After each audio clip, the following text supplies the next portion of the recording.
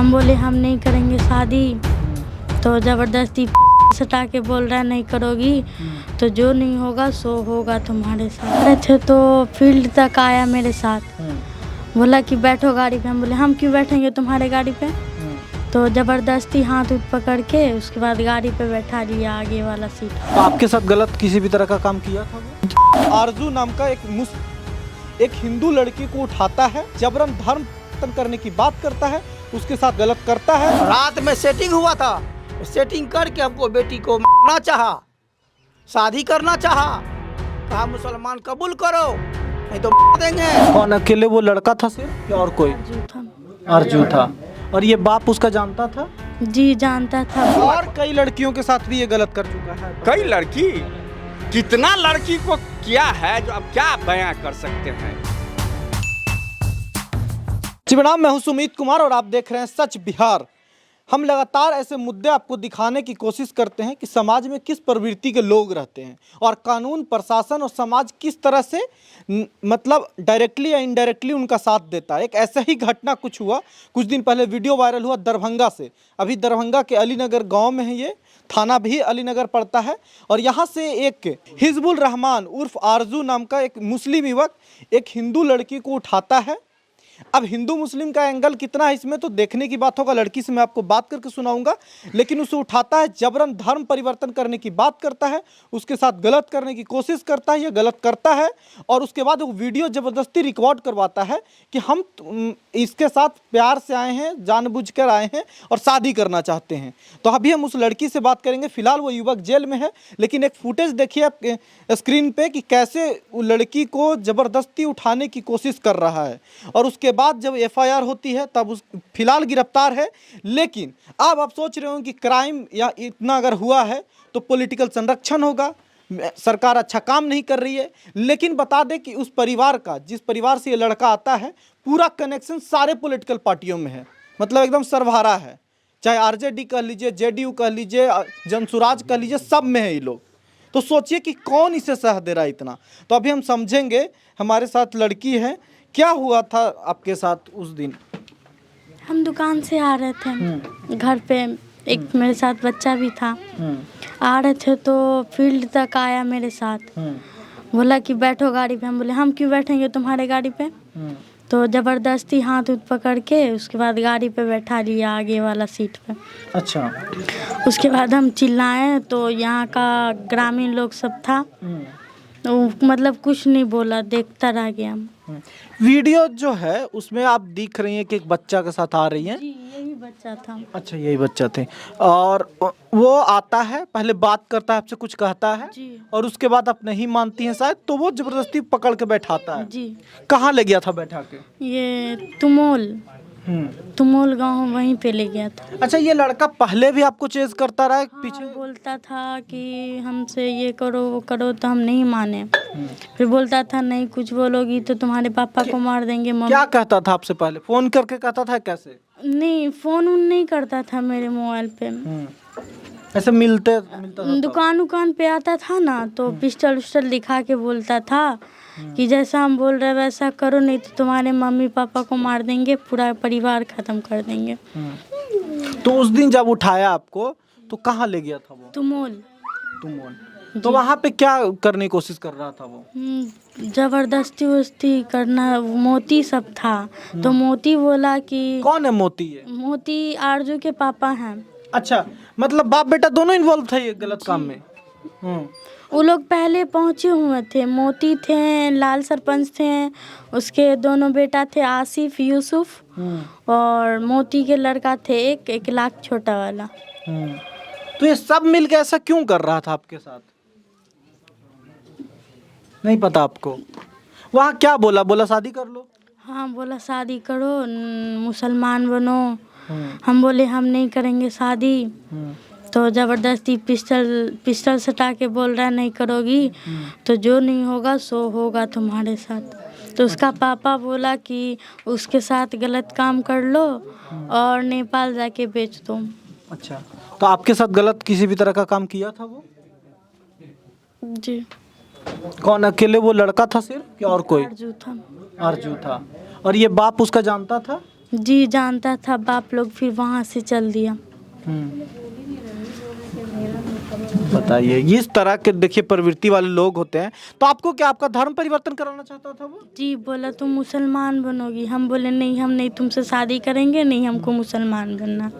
तो आपका जो वीडियो आया था कि हम अपने मर्जी से आए हैं, वो कैसे आया? वो सब दबाव दिया था कि तुम नहीं बोलोगी तो उधरे हम तुमको मार देंगे। तो कौन वो आपको सिंदूर मंगलसूत्र वगैरह कौन वो पहनाया एक था? औरत पहनाई थी। वहाँ जहाँ जिस घर में रखा था ना, वो मुसलमाने का घर था, बट वो औरत लगा दी थी सिंदूर। हम बोले हमको सिंदूर उंदूर नहीं लगाना है, तो बोला तुमको लगाना पड़ेगा। तो ज़बरदस्ती वो औरत सिंदूर लगा दी, मंगलसूत्र पहना दी। उसके बाद बोला कि एक वीडियो वायरल करेंगे, जैसा हम बोल रहे हैं वैसा बोलो। तो इसीलिए वो वीडियो वायरल हुआ था। जी तो मतलब पहले आपका किसी भी तरह का उससे बातचीत नहीं? नहीं, पहले बस धमकाता था दुकान पे आके कि तुम्हारा दुकान लूट लेंगे, तुम्हारे दुकान में आग लगा देंगे, सीज करवा देंगे, ये सब बोलता था। पहले कंप्लेन की थी आप? नहीं, बोल रहा था अगर तुम मम्मी पापा को बोलोगी तो मार देंगे तुमको, तुम्हारे परिवार को नष्ट कर देंगे।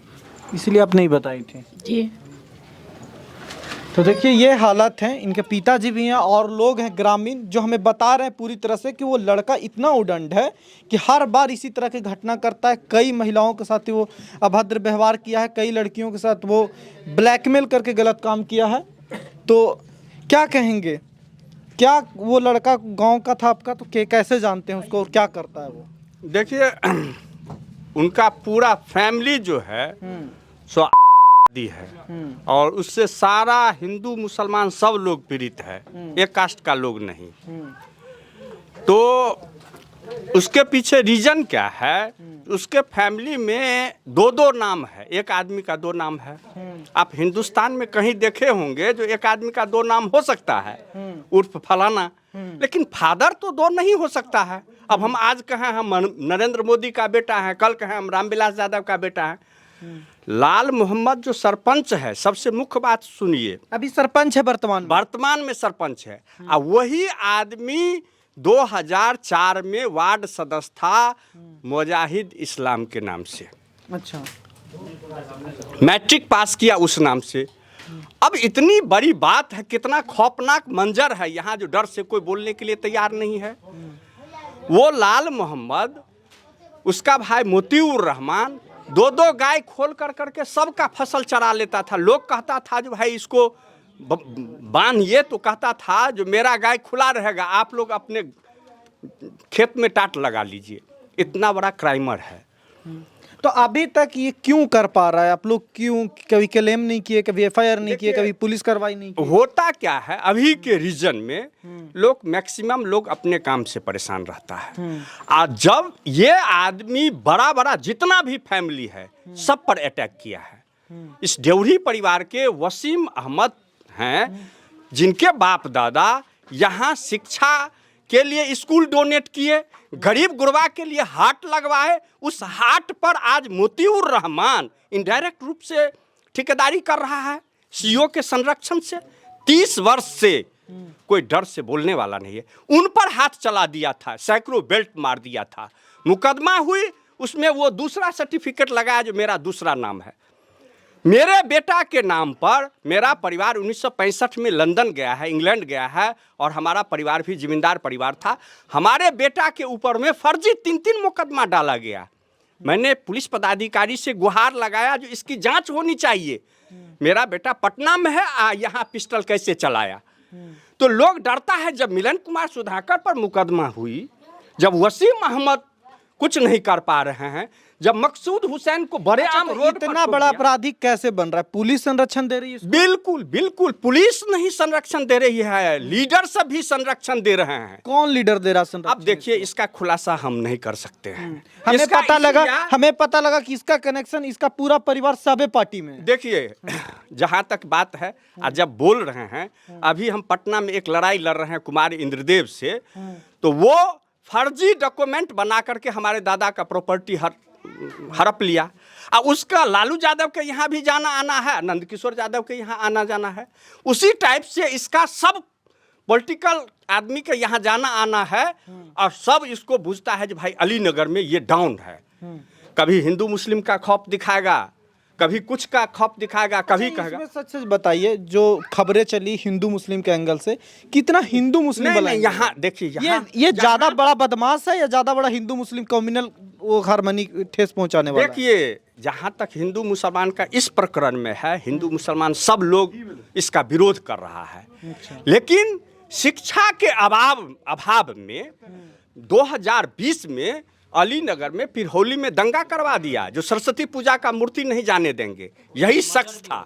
मर्डर भी हुआ और यही शख्स था। तो जहाँ जिस टाइप का देखता है, जो मुस्लिम कैसे हमारे ओर कन्वर्ट करेगा, डाइवर्ट किया, चुनाव जीत गया। अब चुनाव जीत गया तब बड़ा बड़ा फैमिली को तबाह कर रहा है, मार रहा है, पिट रहा है, गरीब गुरबा और कई लड़कियों के साथ भी ये गलत कर चुका है। कई लड़की, कितना लड़की को किया है, जो अब क्या बयां कर सकते हैं। चैनल से इसका मत खुलासा करवाइए। क्या लगता है उसको क्या सजा होना चाहिए? देखिए, कम से कम तो फांसी होना ही चाहिए। ये बात हम इनसे पिताजी से भी करेंगे।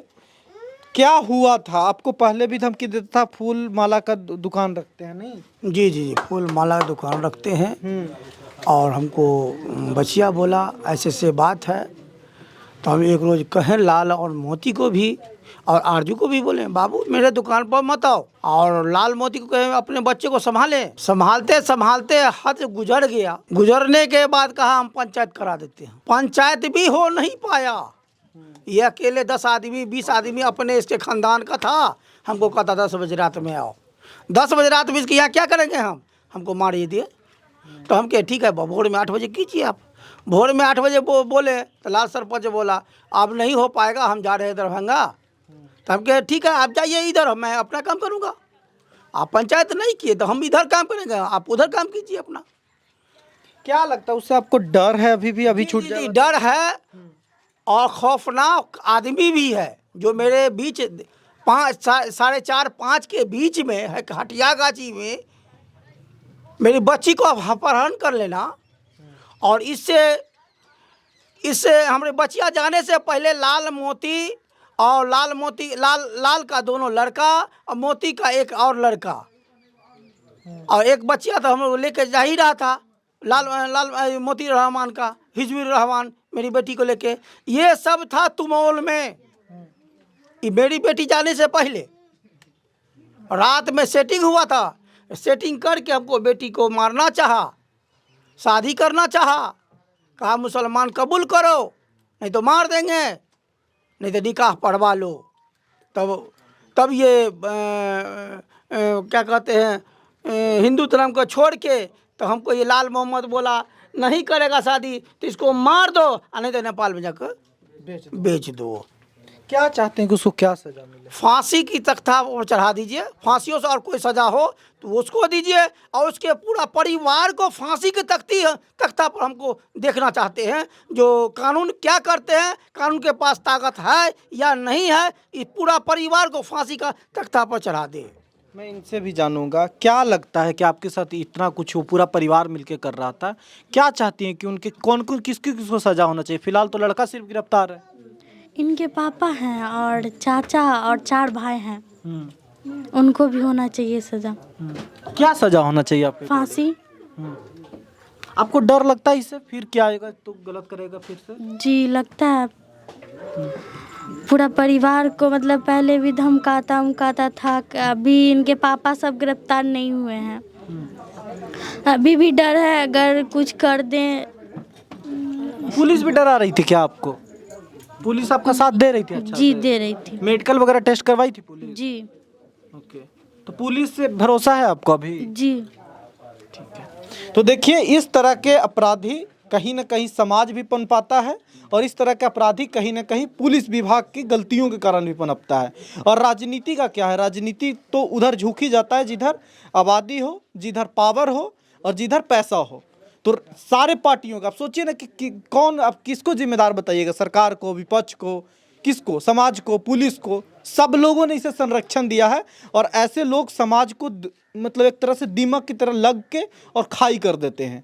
बताइए कि इस व्यक्ति के साथ क्या होना चाहिए? कैसा ये परिवार है जिसका बाप, चचा, भाई सब मिला हुआ है गलत काम करने में, और एक लड़की के साथ कह रहा है कि नेपाल बेच दो। इतना कॉन्फिडेंस कैसे आ रहा है?